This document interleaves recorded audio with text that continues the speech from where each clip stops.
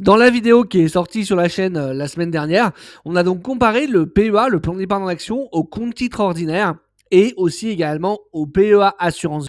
Et donc voilà, je voulais vous démontrer qu'en fait, on est toujours en train de sans cesse opposer les enveloppes les unes aux autres, alors que bien souvent en fait elles n'ont tout simplement pas le même objectif et qu'elles ne servent pas à la même chose.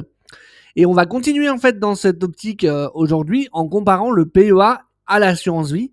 Et donc vous allez voir encore une fois que en fonction de vos objectifs, vous pouvez choisir ou l'une ou l'autre et qu'elles ne vont pas forcément répondre aux mêmes besoins. Par contre, vous allez voir qu'il y a des choix qui sont déterminants à faire, qui peuvent ruiner totalement le bon sens que vous pensiez avoir en faisant un choix plutôt que l'autre. Et donc restez bien jusqu'à la fin de la vidéo parce que je pense qu'il y a des trucs qui peuvent vous surprendre dans cette vidéo. Donc avant de commencer, le disclaimer habituel, rien dans cette vidéo n'est un conseil en investissement. Investir comporte un risque partiel ou total de perte en capital et vous êtes les seuls et uniques responsables de vos prises de décision et il est donc de votre devoir de faire vos recherches avant d'investir.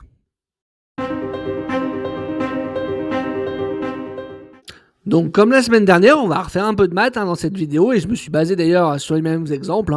On va pas aller chercher plus compliqué. Donc, on va commencer par l'exemple de la personne qui investit donc 100 000 euros en une seule fois et qui laisse investi sur son contrat pendant 20 ans. Donc, sur le PEA bancaire, écoutez, rien n'a changé. 0,5% de frais d'entrée, 99 500 euros investis. Donc, 385 033 euros au bout de 20 ans. Donc, ça veut dire qu'il y a 285 000 et quelques euros de plus-value. Donc, une fiscalité de 49 000 euros et un capital final à 336 008 euros. Sur une assurance vie, donc j'ai pris deux cas de figure. Donc, une assurance vie prise en ligne, une des meilleures du marché, avec simplement donc 0,5% de frais de gestion, pas de frais d'entrée, pas de frais d'arbitrage, tout ça. Et on va partir du principe que vous avez les meilleurs supports qui sont accessibles, notamment donc les ETF sur ce contrat. Donc, parmi les meilleures assurances vie du marché, vraiment, je pense que ça doit représenter peut-être les 5 ou 10% des contrats d'assurance vie ouverts en France et que la majeure partie sera plutôt sur notre assurance vie numéro 2 dont on parlera juste après. Donc, sur cette assurance vie-là, donc il y a 100 000 euros réellement investis puisqu'il n'y a pas de frais d'entrée. Au bout de 20 ans, vu qu'on a 0,5% de frais de gestion par an, on a un capital de 352 364 euros. Là déjà, je voulais faire un petit stop parce que vous voyez, sur le PEA bancaire, on a 0,5% de frais de passage d'ordre. Et sur l'assurance vie, on a 0,5% de frais de gestion par an.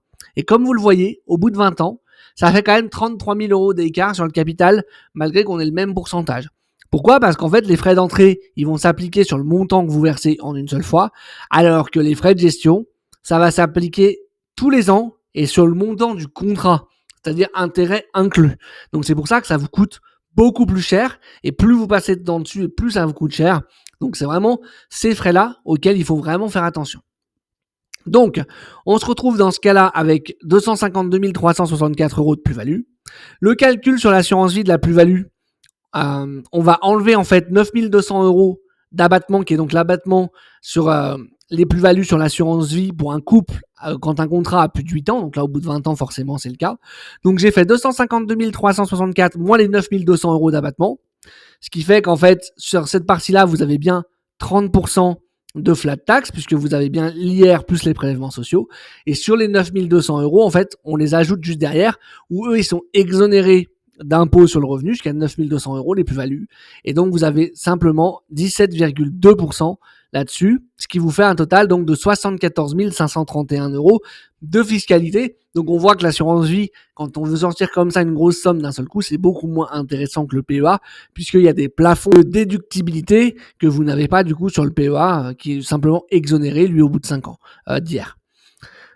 Donc, ça nous fait un capital final à 277 832 euros. Donc vous voyez, il y a déjà 60 000 euros d'écart à peu près entre le PEA bancaire et un des meilleurs contrats d'assurance vie qui existent certainement sur le marché. Maintenant, on va passer sur les contrats d'assurance vie les plus répandus, ceux que monsieur et madame tout le monde ont dans leur agence bancaire préférée qui se situe au coin de la rue, bien souvent. Et là, vous allez voir que c'est pas la même mayonnaise. Donc, et encore, je trouve que j'ai été plutôt sympa, puisque je vous ai pris 0,6% de frais d'entrée. Je pense que vous pouvez être assujetti à bien plus que ça. Et j'ai pris 1% de frais de gestion par an. Et encore une fois, je suis parti du principe que là, vous avez un conseiller qui va vous conseiller des ETF et qui va avoir un contrat où il peut vous conseiller des ETF, c'est-à-dire que vous avez vraiment le même placement que dans le PEA bancaire. Ce qui est généralement pas du tout le cas et qui est vraiment très loin d'être gagné quand vous allez en banque physique dans tous les cas. Mais bref, on va dire que c'est le cas. Donc là-dessus, vous avez 99 400 euros qui sont réellement investis. Au bout de 20 ans, avec 7% par an, moins les 1% de frais de gestion, 320 713 euros. Donc 32 000 euros de moins que sur une assurance vie à 0,5% de frais et 65 000 euros de moins que sur le PEA bancaire sans frais de gestion. Hein. Donc ça vous fait 220 713 euros de plus-value. Le calcul est le même qu'au-dessus. Ça nous fait une fiscalité à 67 797 euros pour faire simple. Et donc un capital final de 252 917 euros.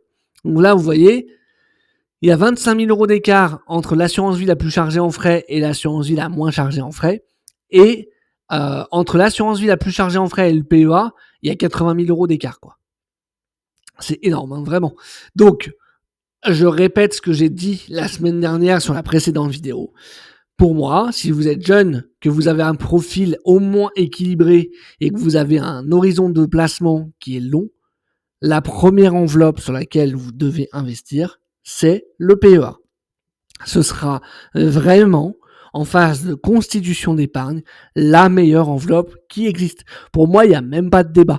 Là, ce que je vous donne, c'est des maths, hein, c'est la réalité de la fiscalité de ce qui se passe aujourd'hui. Les calculs, c'est des calculs, quoi. Je veux dire, on peut bien dire que les chiffres, on leur fait dire ce qu'on veut. Là, c'est quand même du factuel, pour le coup, que ce soit dans la dernière vidéo ou dans celle-ci. Donc vraiment, si vous êtes jeune, que vous avez beaucoup de temps devant vous d'investissement et que vous voulez aller chercher des intérêts, vous devez le faire sur le PEA en priorité. On passe à notre second exemple. Donc le second exemple, pour ceux qui se souviennent, c'était donc quelqu'un qui va verser 200 euros par mois pendant 20 ans. Donc sur le PEA, encore une fois, ça change rien. On a un capital final donc de 91 869 euros après fiscalité quand on a clôturé le PEA, etc. Sur notre assurance vie, à 0,5% de frais de gestion, donc on a toujours 48 000 euros qui sont investis puisque on n'a pas de frais d'entrée. Au bout de 20 ans, on a donc 95 367 euros de plus-value. Donc, vous voyez, à 6 000 euros de moins que sur le PEA bancaire. Et donc là, la fiscalité, vous avez donc 13 032 euros de fiscalité. Et donc, vous avez un capital de 82 335 euros. Donc, vous voyez, il y a déjà 9 000 euros d'écart entre la meilleure assurance vie et le PEA bancaire. Et si on passe sur l'assurance vie classique, là, avec les frais d'entrée et les 1% de frais de gestion, au bout de 20 ans, on a donc 86 395 euros. Donc 8 000 euros de moins, 9 000 euros de moins encore, pardon, que sur la meilleure assurance vie. Et donc, au final, une fois fiscalité appliquée, on a 76 054 euros. C'est-à-dire qu'on a encore 6 000 euros d'écart entre l'assurance vie classique et les meilleurs contrats du marché. Et entre l'assurance vie classique et le PEA, on a 15 000 euros d'écart. Voilà, donc je ne sais pas si vous vous rendez compte à chaque fois de la performance que vous laissez à vos intermédiaires quand vous payez ne serait-ce que 1% de frais de gestion par an. Et là, encore une fois, je trouve que j'ai été sympa, même si les frais de gestion, je pense qu'on est à peu près dans ce qui se fait sur le marché. Sur les frais d'entrée, je pense que vous pouvez être exposé à bien pire que ça. Et surtout, encore une fois, quand on va vous vendre ce genre d'assurance vie, c'est quand même très rare, et c'est même quasiment jamais le cas. Je pense qu'on vous vende des ETF à l'intérieur. On va plutôt vous vendre des fonds maison qui vont être encore plus chargés de frais, et vous allez plutôt payer 3% de frais de gestion tout cumulé par an que 1%. Mais bon, voilà, même avec 1%, vous voyez déjà les dégâts que ça peut faire. Et du coup, on va voir maintenant ce qui se passe sur ces deux exemples en cas de succession. On va pas parler de donation dans cette vidéo, puisqu'en fait, il n'y a pas de démembrement possible ou de transmission autre que par le décès, que ce soit en assurance vie ou sur le PEA, ou alors faut racheter le capital, et dans ce cas-là, ça revient à l'exemple qu'on a vu avant, donc il n'y a pas de partie donation à aborder. Donc là, on va partir du principe, comme la semaine dernière, que la personne, elle a 2 enfants, et que ces 2 enfants, ce sont les bénéficiaires qui sont nommés donc dans la clause bénéficiaire de son contrat d'assurance vie. Donc on va commencer par un scénario à 100 000 euros. Donc pour le PEA, vu qu'on est obligé de le clôturer, la valeur à transmettre, c'est 336 008 euros. Il y a donc 168 004 euros par enfant. L'abattement en ligne directe, c'est toujours 100 000 euros. La part taxable, donc 68 004 euros. Ça fait environ 11 800 euros de droits de succession. Et donc, les enfants recevront par enfant 156 204 euros. Sur l'assurance vie, vous allez voir que c'est un petit peu différent. Donc, sur l'assurance vie 1, qui est donc la moins chargée en frais, on a donc 352 364 euros de capital. On a 2 bénéficiaires, donc ça fait 176 182 euros par bénéficiaire. Et l'assurance vie, en fait, c'est le seul contrat qui va être traité hors succession. C'est-à-dire qu'en fait, il ne rentre pas dans l'abattement de ce que vous voulez, que ce soit en ligne directe ou pas. Vous avez simplement en fait les bénéficiaires de la clause bénéficiaire qui ont un abattement actuellement de 152 500 euros par bénéficiaire tant que les versements ont été faits avant 70 ans. Ce qui veut dire que là, en fait, il y a réellement que 23 682 euros qui seront soumis aux droits de succession. Et sur l'assurance vie, de 152 500 euros à 852 500 euros, on est taxé à 20%. Donc là, dans notre exemple, ça fait 4 737 euros de droits de succession. Et donc un capital final reçu par héritier de 171 445 euros.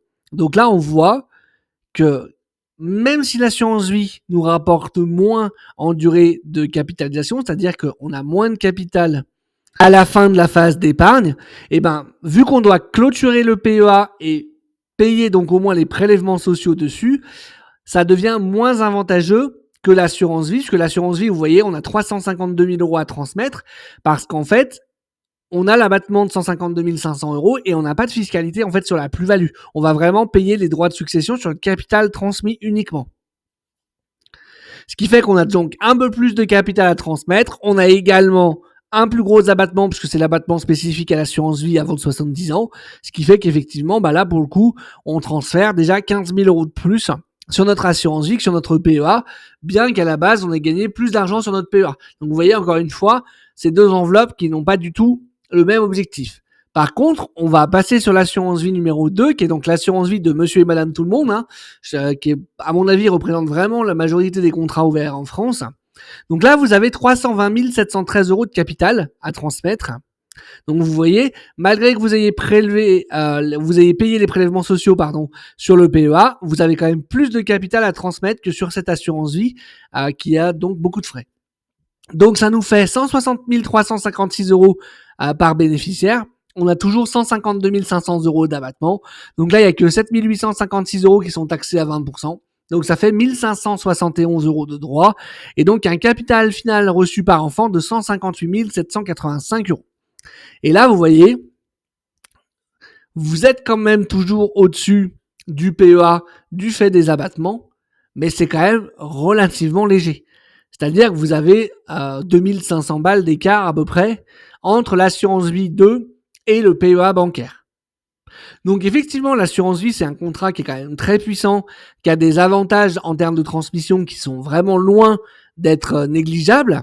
Mais par contre, quand vous posez les chiffres en fonction du contrat que vous avez, honnêtement, c'est pas sûr que ce soit vraiment, à chaque fois, systématiquement, plus intéressant qu'un PEA ou qu'un compte titre ou autre compte, peu importe. Pourquoi ? Parce que le problème de l'assurance vie, c'est vraiment le millefeuille de frais qui est glissé au sein de ce contrat qui vous coûte excessivement cher. On va passer sur le deuxième exemple. Donc, le deuxième exemple, c'est 200 euros par mois versés pendant 20 ans. Donc, avec un PEA clôturé, on a 91 900 euros à transmettre. 45 950 euros par enfant. On a un abattement de 100 000 euros, donc on n'a pas de droit de succession. Donc, chaque enfant recevra 45 950 euros. Sur l'assurance vie la moins chargée en frais, on a 95 367 euros de capital, donc 47 683 euros par bénéficiaire. On a toujours l'abattement de 152 500 euros, donc aucun droit. Et donc, chaque enfant recevra 47 683 euros. Là, vous voyez, même déjà là maintenant, entre le meilleur contrat d'assurance vie et le PEA, vous avez même pas 2000 euros d'écart. Donc, ça vous donne déjà une idée. Et sur notre assurance vie, donc la pire, on a 86 395 euros de capital. Donc, ça fait 43 197 euros par bénéficiaire. Donc, le capital reçu, 43 197 euros. Et là, vous remarquerez que le PEA est plus intéressant. Vous voyez ? Donc, effectivement, l'assurance vie, c'est vraiment un contrat qui n'est pas à négliger, qui a un avantage successoral qui est indéniable. Mais encore une fois, attention à ce qu'on vous vend, attention à ce qu'on vous promet. Et comme d'habitude, vraiment, faites attention aux frais. Les frais vont bouffer votre performance. Et même l'avantage fiscal le mieux emballé du monde, si vous vous faites ponctionner de frais régulièrement chaque année pendant des années et des années et des années, en fait, l'avantage qu'on vous donne ne compense même pas ces frais.